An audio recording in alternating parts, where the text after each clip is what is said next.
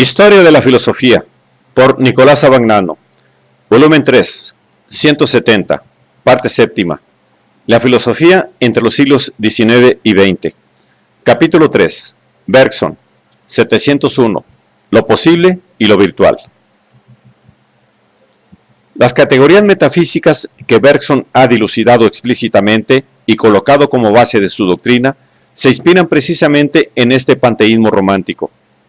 Por esto, pueden justificar la filosofía de Bergson en aquellos aspectos en los que esta filosofía se reduce a tal panteísmo, pero no en aquellos otros, quizá más vivos, por los que se inserta en el círculo de la filosofía contemporánea. La categoría que preside la duración real, que en toda la variedad de sus manifestaciones es la realidad misma, es la creación. Bergson define esta categoría como la novedad imprevisible de la evolución universal, en cuanto es siempre evolución espiritual y se revela, por consiguiente, directa e inmediatamente en la conciencia. La idea de creación no es más que la percepción inmediata de cada uno de nosotros. La idea de creación no es más que la percepción inmediata que cada uno de nosotros tiene de su propia actividad y de las condiciones en las que se realiza. Llamadla como queráis, dice Bergson, es el sentimiento que tenemos de ser creadores de nuestras intenciones, de nuestras decisiones, de nuestros actos, y con ello de nuestras costumbres, de nuestro carácter, de nosotros mismos. Artesanos de nuestra vida, artistas incluso, cuando queremos serlo, trabajamos continuamente para plasmar con la materia que nos ofrece el pasado y el presente, la herencia y las circunstancias, una figura única, nueva, original, imprevisible, como la forma dada por el escultor a la arcilla. Esta simple experiencia inmediata elimina, según Bergson, todos los problemas de la metafísica y de la teoría del conocimiento, ya que elimina el problema del ser y de la nada, y el del orden y del desorden. El problema de la metafísica consiste en preguntarse por qué existe el ser, por qué algo o alguien en general existe, siendo así que podría no haber nada. Ahora bien, este problema es totalmente ficticio, porque supone un uso arbitrario del vocablo nada, que solo tiene sentido en el terreno propio del hombre, el de la acción y de la fabricación. Nada designa la ausencia de lo que buscamos, de lo que deseamos o de lo que esperamos, pero no designa positivamente nada de lo que percibimos o pensamos, que es siempre un lleno y jamás un vacío. Cuando decimos que no hay nada, queremos decir que lo que hay no nos interesa, y que nos habríamos interesado en lo que ya no existe o en lo que hubiera podido existir. De modo que la idea de la nada está ligada a la de una supresión real o eventual, y por tanto a la de una sustitución. Ahora bien, la supresión, en cuanto a sustitución, no puede ser nunca total, ya que entonces no sería sustitución. Lo mismo se puede decir del problema del orden.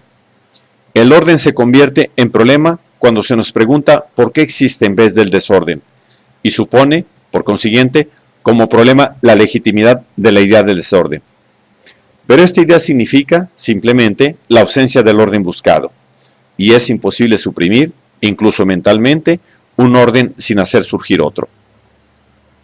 El problema fundamental de la gnoseología se revela, como el de la metafísica, como un problema ficticio que procede del uno arbitrario de las palabras. Estos análisis, que Bergson ha desarrollado ampliamente en la evolución creadora y ha repetido y confirmado después, más recientemente, están entre los más merecidamente famosos de la filosofía contemporánea, pero no valen para el fin para el que Bergson quiere hacerlos servir, es decir, para la negación del problema de la metafísica o de la metafísica como problema.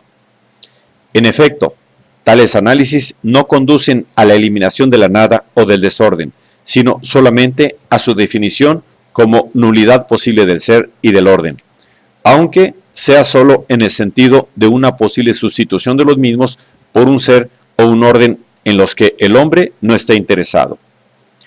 Aquellos análisis deberían, pues, ser completados con un análisis de la categoría de lo posible, pero esto falta, desgraciadamente, en las obras de Bergson. En efecto, Bergson ha entendido siempre por posible lo virtual, en el sentido de la potencia aristotélica, y ha ignorado simplemente o silenciado su significado propio de problemático. Lo posible, según Bergson, es solamente el espejismo del presente en el pasado. A medida que la realidad se crea a sí misma, siempre imprevisible y nueva, su imagen se refleja detrás de sí en el pasado indefinido.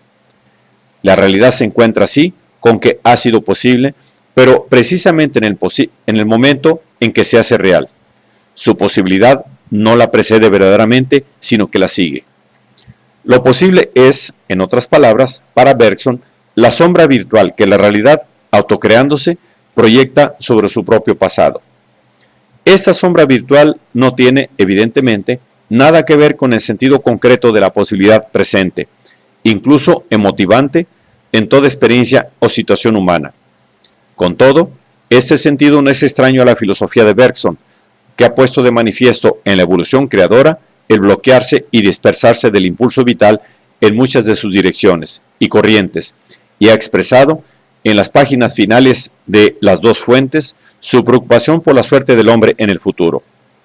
Esto implica, indudablemente, el reconocimiento de una radical incertidumbre, inestabilidad e inseguridad del desarrollo de la experiencia humana que, por otro lado, se encuentra ensombrecida por el mismo carácter de imprevisibilidad que Bergson le atribuye.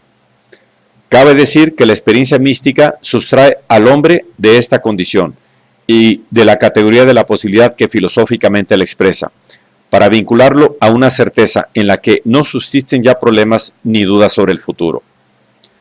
Pero la consecución y la consolidación de la experiencia mística, ¿qué otra cosa es para el hombre sino una posibilidad a la que aferrarse, un problema a resolver? La filosofía de Bergson rompe, en algún punto esencial, el marco de la necesidad romántica en que explícitamente su autor ha querido mantenerla. Bajo este aspecto, encuentra su continuación y su enriquecimiento en el pragmatismo contemporáneo.